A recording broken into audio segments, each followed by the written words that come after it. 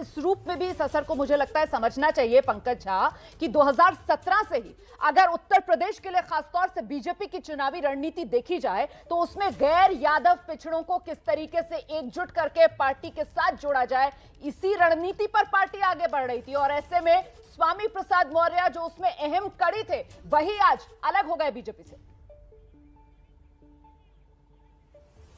रोमाना, अगर आप बीजेपी के नेताओं के पिछले कुछ दिनों के बयान देखेंगे और उनकी स्ट्रैटेजी जो है वो लगातार हिंदुत्व पर फोकस रही है। और रोमाना, मैं आपको थोड़ा सा पीछे ले जाऊंगा, थोड़ा सा वक्त चाहिए। 1993 में जब काशीराम और मुलायम सिंह यादव मिले थे, तब मैं ये बात का बार बार जिक्र करता रहा हूँ, अपना राम मंदिर आंदोलन का जो था वो शिखर पर था। 6 दिसंबर 1992 की घटना के बाद 1993 का मैं जिक्र कर रहा हूँ।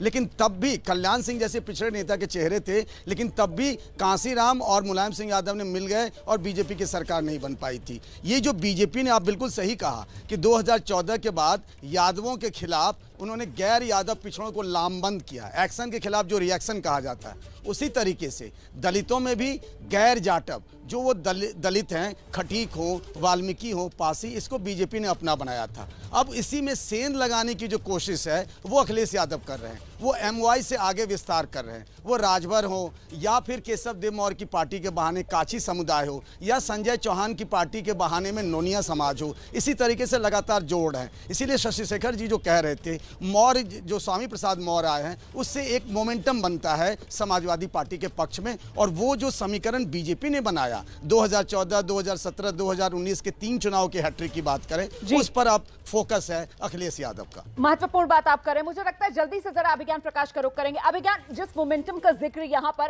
अभी पंकज झा ने किया, और लगातार आप और मैं जब इस शो में चर्चा करते हैं तो आप इस मोमेंटम का जिक्र करते हैं कि वो वोट स्विंग आएगा कहां से समाजवादी पार्टी के खाते में जो वो बीजेपी को टक्कर दे पाए। क्या आपको लगता है कल भी जो सी वोटर का आंकड़ा था उसमें फासला वोट शेयर के हिसाब से 9% का समाजवादी पार्टी और बीजेपी के बीच नजर आ रहा था? आज जिस तरीके से केशव प्रसाद मौर्य छिटक कर गए, और नहीं भूलना चाहिए उत्तर प्रदेश में अगर पिछड़ा समुदाय की बात की जाए तो फिर यादव कुर्मी के बाद सबसे बड़ी कास्ट यही मौर्य कास्ट, तो क्या यहां से वो कवर अप करती हुई समाजवादी पार्टी नजर आ रही है? देखिए, बहुत लंबे वक्त से मैं कह रहा हूं अब तो कि 7 से 8% का पर्सनल पुल खुद से खींचना होगा अखिलेश यादव को।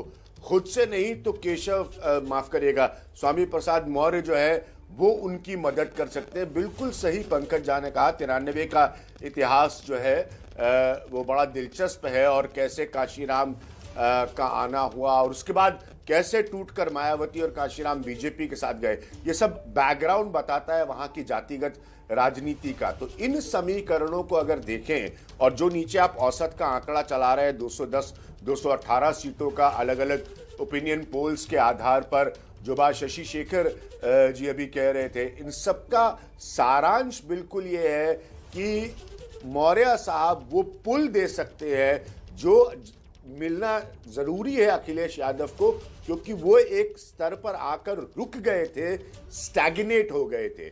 बीजेपी अब तो बिल्कुल स्पष्ट है, ये औसत का जो आप आंकड़ा दिखा रहे हैं उसमें अपनी ओरिजिनल पोजीशन से 100 सीटें नीचे है। तो ये वो नेसेसरी पुश हो सकता है जिसकी अखिलेश यादव को जरूरत है। मैं एक बात जरूर कहना चाहूंगा, मैंने केशव प्रसाद मौर्य का ट्वीट थोड़ी देर पहले देख रहा था। सबको पता है, पंकज झा तो खुद आपको बताएंगे कि स्वामी प्रसाद मौर्य बात कर रहे थे, जाने का इशारा कर रहे थे। कि अब पता नहीं क्यों केशव प्रसाद मौर्य ट्वीट कर रहे हैं कि अरे जल्दीबाजी में गलत फैसले हो जाते हैं। बीजेपी अभी तक कर क्या रही थी? ये तो अमित शाह जो रणनीतिकार है 2014 के, उन्हीं के प्रयोगों को अपनी तरह से अपना रहे, दोहरा रहे अखिलेश यादव। ये सब लोग उत्तर प्रदेश में और कोई भी पॉलिटिकल ऑब्जर्वर्स हैं वो सब जानते हैं। तो मेरी अभी तक समझ में नहीं आया कि बीजेपी किस बात का इंतजार आप बड़ी बात कर रहे हैं सर। और देखिए, आज जब मीडिया के सामने आए स्वामी प्रसाद मौर्य तो उनकी तरफ से कहा गया कि साहब मुझे व्यक्तित्व के अनुरूप सम्मान जिसकी बात कही गई थी वो मिला नहीं।